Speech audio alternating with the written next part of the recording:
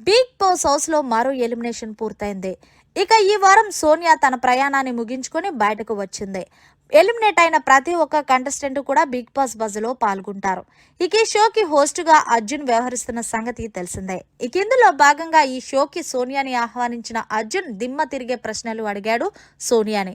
మీరు ఎలిమినేట్ అవుతారని భావించారంటే నేను అసలు ఎలిమినేట్ అవుతానని అస్సలు అనుకోలేదు. నేను టాప్ 5 కంటెస్టెంట్, కానీ ఎక్కడ తప్పు జరిగిందో ఎలా జరిగిందో నాకు తెలియదంటూ జవాబిచ్చింది సోనియా.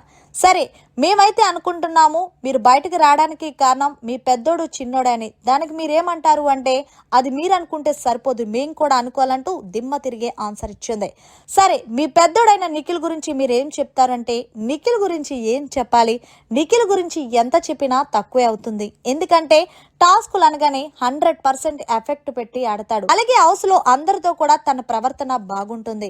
ఈ సీజన్ విన్నర్ నిఖిలే, ఇది రాసి పెట్టుకోండి అంటూ నిఖిల్ గురించి చాలా గొప్పగా చెప్పింది. అలాగే నేను బయటకు రావడం ఒక విధంగా మంచిదే, నా వల్ల వాళ్ళకి మైనస్ అయ్యిందని నాకు అనిపించింది అంటూ షాకింగ్ కామెంట్స్ చేసింది.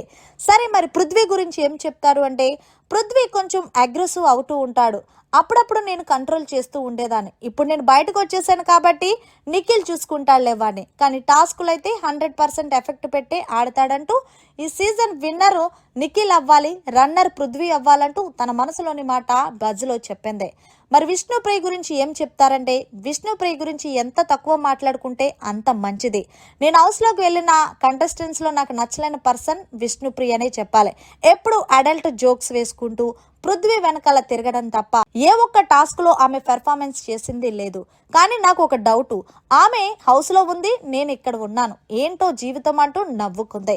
మరి మణికంఠ గురించి ఏం చెప్తారు మీ తమ్ముడు అంటే మణికంఠ గాడు నా తమ్ముడే, కానీ వాడి లైఫ్ మీద వాడికే క్లారిటీ లేదు. ఎప్పుడు ఒక డెసిషన్ మీద స్టాండ్ అయ్యి ఉండడు. అందువల్లే హౌస్లో ఉన్న వాళ్ళందరూ కూడా వాడిని సింపతి స్టార్ అంటాడు.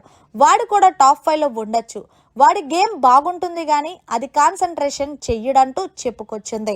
మరి మొత్తంగా నాబిల్ గురించి ఏం చెప్తారు అంటే నాబిల్ గురించి నేను అసలు మాట్లాడదలుచుకోలేదు, ఎందుకంటే ఆ అబ్బాయి గురించి నాకు అసలు మాట్లాడటమే ఇష్టం లేదంటూ నో కామెంట్స్ అని చెప్పింది.